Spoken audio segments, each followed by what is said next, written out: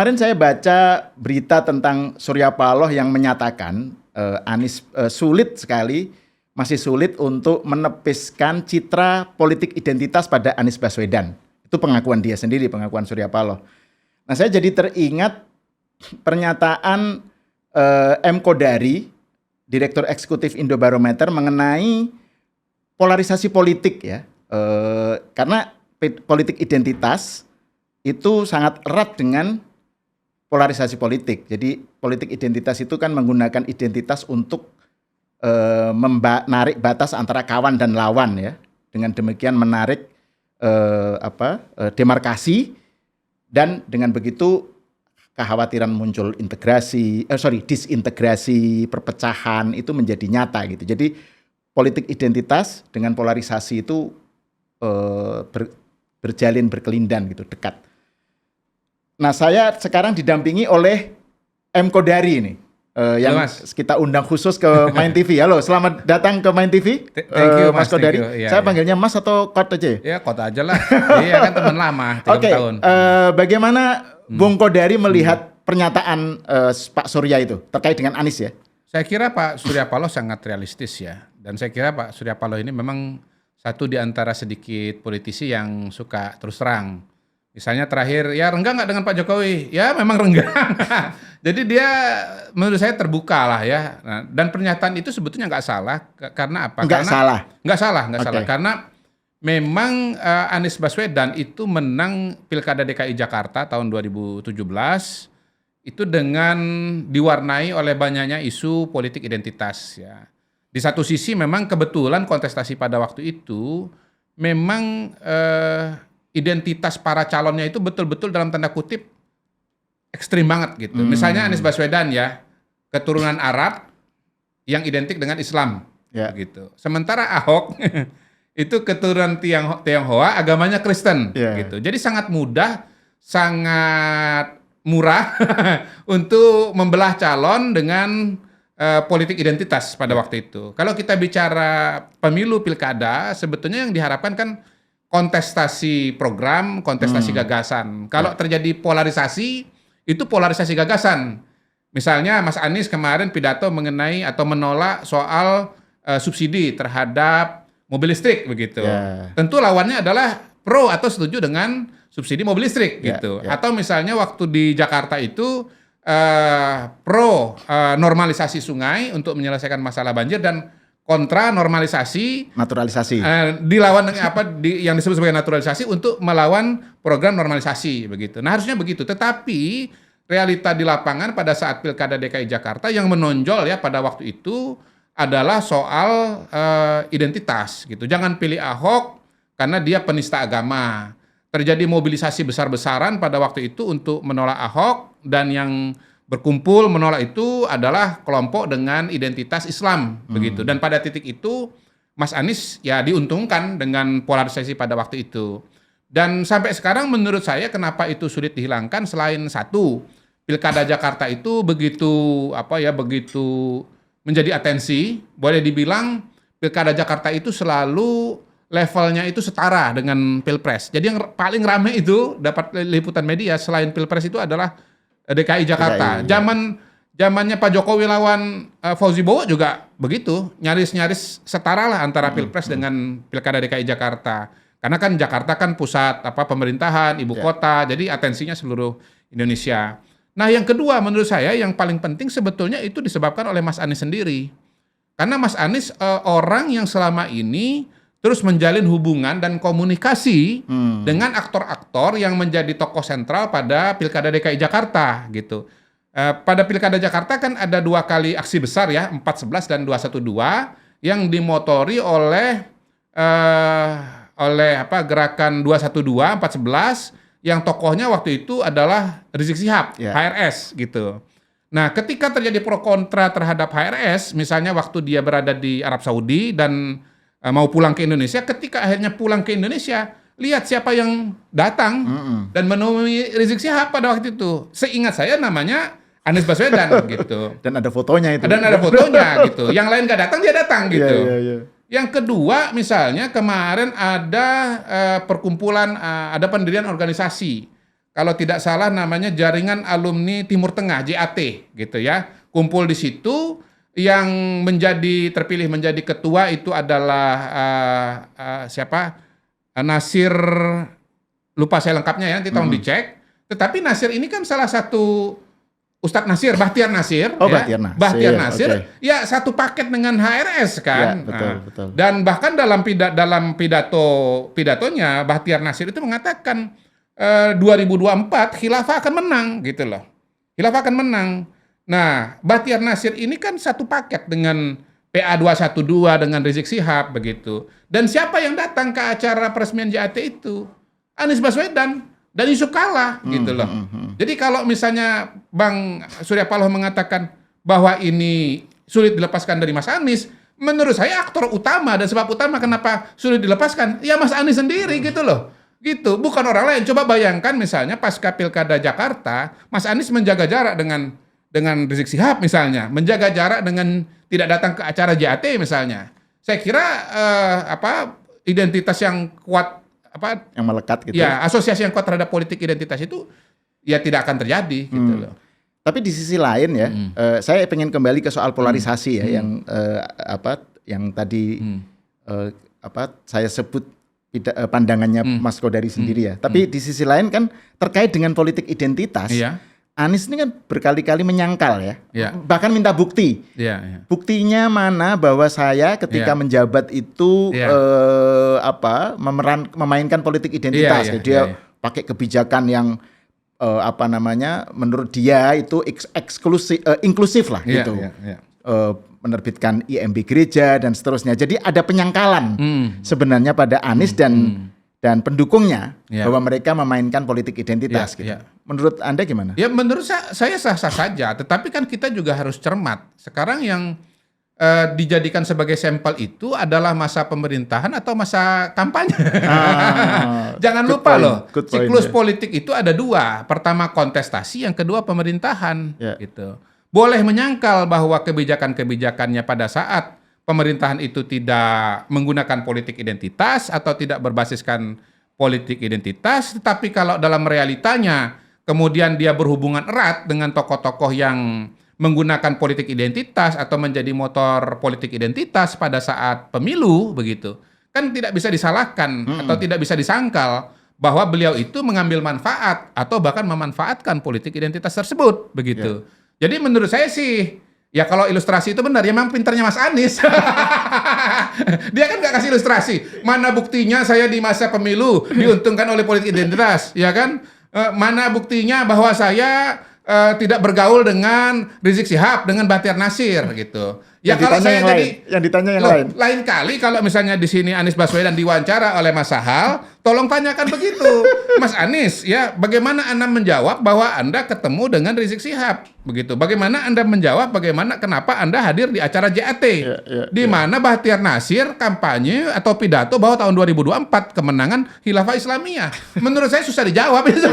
Tapi kalau tunjukkan mana kebijakan saya yang merugikan kelompok Kristen, ya keluar jawabannya IMB gereja saya loloskan kan begitu. Mana kebijakan yang menguntungkan umat Islam saja, tidak menguntungkan umat yang Islam umat agama yang lain, ya jawabannya pasti ada. Umat yang lain juga dikasih bantuan segala macam begitu. Bahkan terakhir kemarin saya dengar dukungan dari gereja juga beberapa naik gitu, Iya, muncul karena bantuan itu gitu loh. Nah ini menarik nih soal Pilkada 2017 ya yang kita bicarakan ini kan kemarin waktu Anies menghadiri deklarasi relawan Anies, kan dia ditanya tuh sama wartawan-wartawan kan, Anda ini kok di berbagai survei ini kok jeblok gitu, nomor 3 terus gitu kan.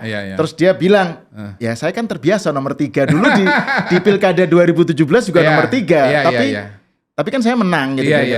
Jadi ini gimana menurut Bung Kodari ini kok Anies kayak menghidupkan kembali ingatan kepada Pilkada 2017 malah ya? Oke, jawaban saya begini, tahun 2017 memang nomor 3 jadi nomor 1.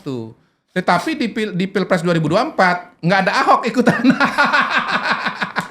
Jadi kalau lawannya Ahok, menurut saya bisa terjadi lagi. Mas Anies itu dari nomor 3 menjadi nomor 1 begitu ya. Kan ceritanya begini, tahun 2017 itu awalnya surveinya paling tinggi Basuki Cahayapurnama atau Ahok. Saking tingginya dia, kan tingkat kepuasannya waktu itu tinggi, bahkan dalam tanda kutip sempat kesulitan mencari lawan tanding gitu loh. Jadi untuk ya sampai level tertentu Anies Baswedan maju, AHY maju itu kan karena nggak ada yang berani maju. Itu sebelum kasus Sebelum itu ya, 10.000 atau 10.000. Oke, Ahok oke. itu baru mengalami penurunan elektabilitas ya. Kalau kepuasannya masih tetap tinggi ketika terjadi peristiwa Pulau Seribu gitu. Jadi saya pernah survei kira-kira 2 minggu sebelum coblosan itu, apakah Anda tersinggung atau tidak tersinggung dengan pernyataan Ahok mengenai Al-Maidah 51 begitu. Yang tersinggung itu 60%, yang tidak tersinggung 20% gitu. Dan yang tersinggung begitu saya breakdown pilihannya itu semuanya nggak ke Ahok, udah ke Anies. Nah, yang tidak tersinggung itu masih kepada Ahok. Tapi kan 20 lawan 60. Iya, iya, Udah iya. pasti kalah gitu loh.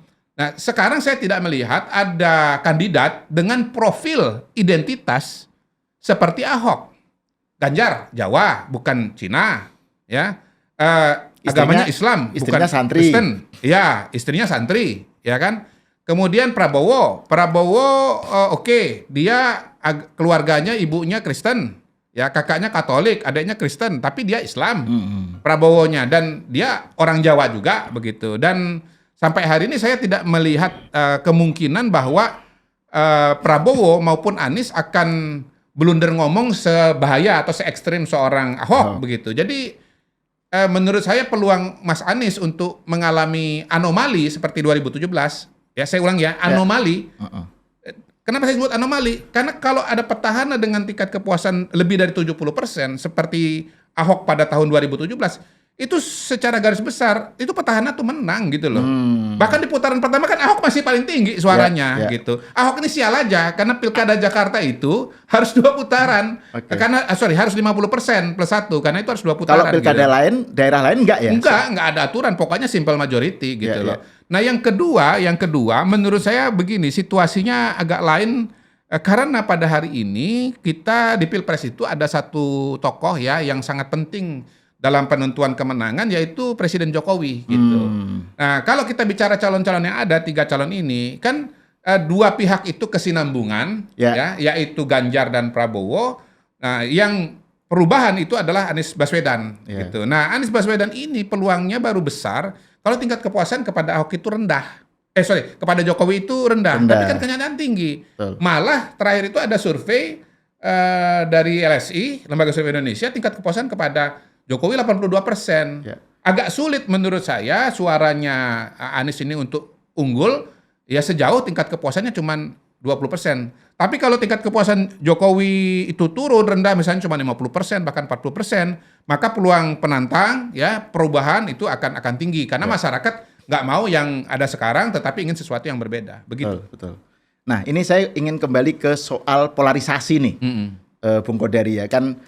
Tadi kan kita menyatakan bahwa politik identitas itu bahayanya kan, kenapa itu berbahaya kan bisa membawa kepada polarisasi. Nah, di dalam satu kesempatan kan Anda bilang bahwa polarisasi politik di Indonesia itu nyata dan justru akarnya itu dari konstitusi gitu. Bisa dijelaskan nggak itu bagaimana pandangan Anda tentang Pertama, polarisasi itu sebabnya karena ya harus diakui bahwa masyarakat kita ini kan semenjak Republik belum berdiri pun sudah terbagi dalam 2 golongan besar, yaitu nasionalis dan yang kedua kelompok agama atau kelompok Islam begitu. Sampai sekarang pun menurut saya pembelahan itu harus diakui masih ada gitu.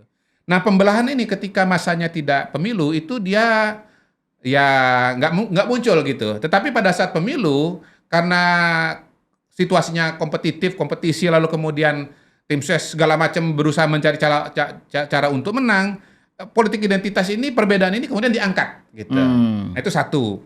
Yang kedua, kita sekarang hidup di zaman medsos. Nah, medsos itu punya logika sendiri yang berbeda dengan media umum.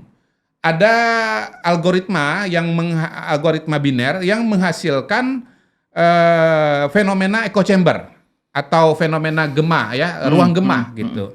Jadi kan medsos itu membaca perilaku kita, membaca kebiasaan kita dalam mengakses internet. Kalau kita mengakses kandidat A, dibaca bahwa kita suka A, kita akan dikasih informasi ya feed gitu yang A terus gitu. Dan demikian pula sebaliknya. Sehingga masing-masing ini nggak tahu situasi dan kondisi dan argumentasi dari pihak yang lain. A ya A saja, B ya B saja gitu. Nah, yang ketiga memang ada aktor-aktor yang dengan ideologinya, kemauannya berpikir bahwa ya kelompok dia harus menang, katakanlah misalnya HTI atau FPI misalnya mau cita-citanya negara itu Pancasila tapi syariat Islam, kembali kepada NKRI Piagam bersyariah. Jakarta, NKRI bersyariah. Tentu dia akan mengusung calon yang menurut dia identitasnya akan mendukung itu gitu loh. Jadi memang ada tokoh-tokohnya gitu. Nah, yang terakhir kaitannya dengan yang pertama soal di masyarakat itu ada teman saya Prof Hamdi Muluk dari Laboratorium Psikologi Politik UI, itu udah melakukan riset baik di dunia maya maupun di dunia nyata gitu. Nah, temuannya bahwa memang polarisasi itu ada di masyarakat kita. Jadi kalau kita melihat data itu, kita terpaksa harus mengakui bahwa memang itu adalah ancaman dalam kehidupan sehari-hari. Satu lagi terakhir ya, soal desain konstitusi kita.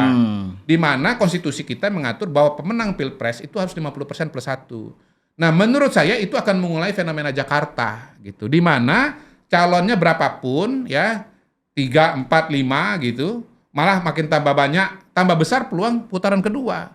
Karena sulit sekali mendapatkan 50% plus 1. Nah, begitu sudah dua berhadapan, otomatis akan biner, logika biner, akan polarisasi. Ya, ilustrasinya begini. Tiga nama anggaplah maju, Prabowo, Ganjar, Anies. Katakanlah yang lolos ke putaran kedua misalnya simulasi nih ya. Dua wajah baru, Anies dengan Ganjar. Maka Anies akan jadi calon Islam. Ya kan? Arab tadi kan, kemudian Islam kan begitu. Ganjar akan jadi Jokowi jilid 2. Dia akan dianggap sebagai dianggap nasionalis ini diidentikan dengan Kristen, PKI gitu ya. Seperti yang terjadi di beberapa pilkada gitu. Kita akan polarisasi lagi. Misalnya simulasi kedua, yang lolos putaran kedua Prabowo dengan Anies. Anies calon Islam, Prabowo jadi calon Kristen. Pak Jokowi yang nggak ada Kristennya di keluarganya bisa dicalon Kristenkan. Apalagi Pak Prabowo yang tadi saya bilang, ya ibunya Kristen, kakaknya Katolik, adiknya Kristen, ya mudah sekali gitu loh. Terakhir simulasi ketiga, yang lolos ke putaran kedua Prabowo dengan Ganjar gitu. Prabowo ditarik lagi jadi calon Islam lagi, balik lagi, salaman lagi dengan HRS atau dengan siapapun juga, misalnya begitu. Nanti Mas Ganjar ya akan jadi calon Kristen, akan jadi Jokowi lagi gitu loh. Jadi maksud saya dengan desain konstitusi yang harus 50% plus 1 ini, sebetulnya kita sedang menciptakan tanpa sengaja, tanpa disadari adanya polarisasi ekstrim di Indonesia. Ya, kenapa sih nggak dibikin simple majority saja gitu loh. Pokoknya Pilpres mau berapapun pesertanya, suara yang tertinggi itu ya itu yang terpilih. Buktinya kan kita udah praktek di pilkada. Fine-fine saja kok. Dulu bahkan di pilkada itu pernah ada aturan pemenang minimal 30% supaya punya legitimasi begitu. Akhirnya kan dihilangkan. Sekarang yang menang 25% pun juga baik-baik aja, pemerintahan berjalan kok. Sekali lagi karena begini, pemilu itu satu hal, pemerintahan tuh hal yang lain lagi gitu loh. Jadi begitu sudah terpilih yang bersangkutan ini ya tinggal pintar-pintar mengelola koalisi politik yang ada.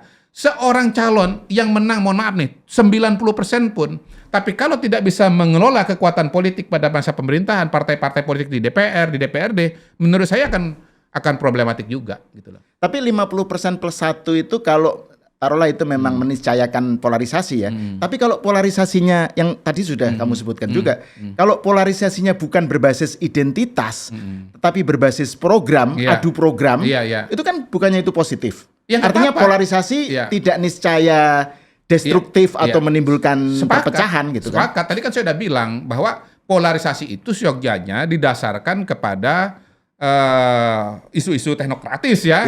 Bagaimana strategi pembangunan, bagaimana strategi untuk mengurangi kemiskinan, bagaimana strategi untuk mengurangi banjir, bagaimana strategi untuk penanganan COVID misalnya. Penanganan COVID kan dulu ada dua jurusan besar tuh. Pertama lockdown, yang kedua tidak lockdown kan gitu kan. Dua mazhab begitu. Ya kayak di agama juga ya. Iya, sebetulnya kan kebijakan publik juga ya pilihan-pilihan tuh ada, tapi ujung-ujungnya ada mazhab 1, mazhab 2 gitu.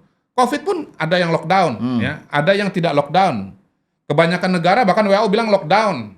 Pak Jokowi sendiri kan cerita 80% menteri pendapatnya lockdown, tapi Pak Jokowi mengatakan jangan lockdown gitu. Ya kita waktu itu namanya PSBB misalnya begitu. Ya alhamdulillah kan ternyata keputusan Pak Jokowi itu kan benar gitu. Kita nggak tahu bahwa kebijakan mana yang akan tepat itu sebelum dijalankan kan gitu loh. Jadi semua berhak untuk punya keputusan dan justru disitulah kemudian akhirnya terjadi kampanye. Masyarakat itu diminta untuk memilih opsi mana yang menurut mereka argumentasinya paling bagus, argumentasinya paling lengkap dan paling mungkin berhasil. Yaitu ada deliberasi rasional lah ya, Betul. perbincangan, diskusi yang sifatnya rasional berbasis data, berbasis argumen dan seterusnya. Iya, ya kalau dalam ilmu politik kan itu yang disebut sebagai rational choice kan, Iya, gitu loh. iya, Mazhab iya. rational choice gitu. Walaupun rasionalitasnya juga istilahnya itu bounded rationality, rasionalitas terbatas sesuai dengan informasi-informasi yang tersedia gitu. Ini akademisinya muncul nih. Iya kita Pertanyaan terakhir, iya. pertanyaan terakhir. Kembali ke soal pernyataan Pak Surya Paloh tadi kan tentang pengakuan dia bahwa Anies Ya. itu sulit dilepaskan dari Ya. politik identitas. Ya, ya. Nah, tapi belakangan kan Anies ya kan mencoba untuk tampil dengan isu-isu yang ketimpangan sosial, Iya. isu-isu soal keadilan, Iya, soal iya, apa iya. misalnya di pidato kemarin Iya. di Iya. relawan Iya, dia iya. nyebut soal kesemakmuran. Iya. Nah, itu saya nggak tahu, itu menarik ininya itu. Dia Iya. kan senang dengan istilah-istilah baru yang dia ciptakan. Keluar Terus- akademisinya. Terus hal lain yang juga menurut saya kontroversial itu soal pandangan dia mengenai BUMN dan tanah itu loh. Iya. Jadi dia bilang bahwa BUMN itu kan ngambil tanah dari Belanda. Terus rakyat itu tanah rakyat gitu. Jadi implisit dia bilang kalau dia berkuasa itu Iya. kira-kira dia kayak memberikan Reformasi agraria, iya, distribusi tanah, dan rakyat redistribusi tanah. redistribusi tanah gitu. Iya, Jadi iya. ini kan isu komunis sebenarnya ini. Iya. Nah, jadi maksud saya, jadi dia apakah ini upaya rebranding dari Enggak, Anies enggak. untuk supaya nggak terkait dengan politik identitas atau gimana? Enggak, itu cuma lebih sophisticated aja. Oh, oke. Karena begini, sebetulnya itu nggak akan lari dari politik identitas ya. Nggak lari dari konstituen yang mau diincar oleh Anies Baswedan, yaitu apa? Kelompok Islam gitu. Isu kelompok Islam ini apa sih? Isu kelompok Islam itu adalah mereka mayoritas secara jumlah tapi minoritas secara hak dan kepemilikan. Ya. Ya, selalu dikutip oleh Pak JK dari 100 bahkan 100 konglomerat Indonesia oke. yang Islam, yang Muslim, yang pribumi ini cuma 1 orang, cuma 10 orang, gitu. Jadi persoalan yang populer di kalangan umat Islam itu adalah persoalan identitas, persoalan keadilan atau persoalan distribusi. Merasa marginal. Merasa bahwa kelompok yang minoritas secara jumlah tapi mayoritas bahkan sangat mayoritas secara kekayaan misalnya begitu. Lah ini kan nggak lari dari isu 2017 sesungguhnya. Jadi saya koreksi kalau Anda mengatakan bahwa ini berubah, ini lebih canggih. Saya nggak bilang begitu. Kan saya nanya. Iya, oke. Saya kan sebagai host kan masuk Iya. bikin pendapat sendiri Saya kan. sedang provokasi host. Biasanya host provokasi narasumber. Saya sedang provokasi host. Oke, terima kasih Mas Kodari atas diskusinya. Pemirsa, sampai berjumpa lagi di episode selanjutnya.